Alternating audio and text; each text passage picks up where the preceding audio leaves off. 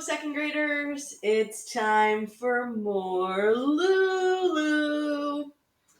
Okay, so we left off with Lulu in the forest looking for her Brontosaurus because her parents won't buy her one. And she found a snake who was going to try to constrict her but then Lulu did it back to the snake. Okay, so here we go. I'm gonna get a Brontosaurus for a pet. I'm gonna get a Brontosaurus for a pet. Singing her Brontosaurus song in a louder and louder voice, Lulu was waking up nappers all over the forest. Some were annoyed, some were extremely annoyed, and some were really extremely annoyed. Among the extremely annoyed was a slinky, silky lady tiger who yawned and stretched and rubbed her bright green eyes, and then, with a ferocious roar, sprung from behind some trees and pounced on Lulu.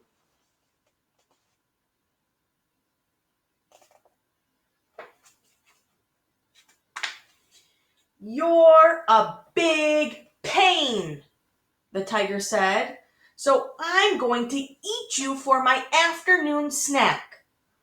Uh-huh, said Lulu. I'm bonking you on the head. And swinging with all her might, Lulu bonked the tiger on her head with her suitcase. The tiger yelled, "Ow!" and fell down in a pitiful black and orange striped heap on the forest floor. Lulu brushed off a few of the tiger hairs that were stuck to the side of her tiger bonking suitcase and went on trudging deeper into the forest.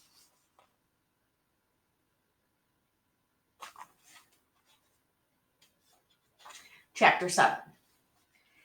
As the afternoon turned into late afternoon and then early evening, Lulu trudged even deeper into the forest. When she felt hungry, she opened her suitcase and took out a pickle sandwich. When she felt cold, she took out a sweater and socks.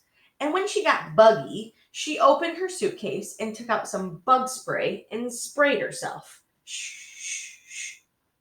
She was feeling a little bit tired, but she kept trudging and swinging her suitcase and singing her song. I'm gonna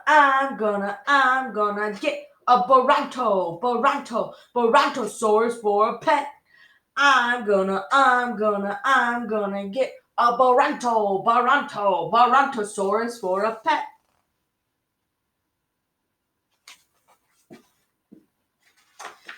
Now, a big black bear who liked listening to the music that insects make in the early evening couldn't hear their song because Lulu was louder. Plus, a lot of the insects were deader because Lulu kept on spraying them with her bug spray. This made him mad. Then madder than that. He growled a thunderous growl, and then he lumbered heavily down the forest path and stood on two hind legs in front of Lulu. Waving his big clawy claw in her face, he said, "You're interrupting my favorite program." Please don't give me an argument. In my story, bears are allowed to have programs.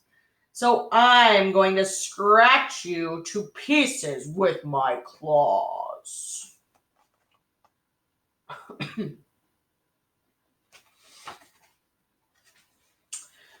Lulu glared at the big black bear and put her hands on her hips. "Nobody's scratching me," she told the bear.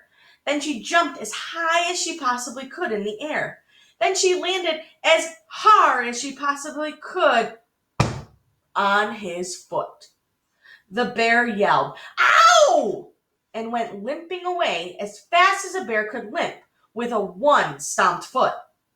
After shaking some broken bear toenails off the bottoms of her bear stomping shoes, Lulu went trudging deeper into the forest. Sorry, I got something stuck in my throat.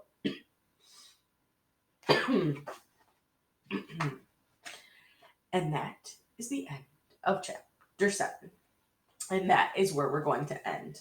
We will come back tomorrow. But in the meantime, I want you to tell somebody at home what you think is going to happen in the story. Predict what you think is going to happen next. Do you think Lulu's going to fight her Brontosaurus? Or do you think she's going to end up empty-handed? What do you think? You might think something totally different. All right?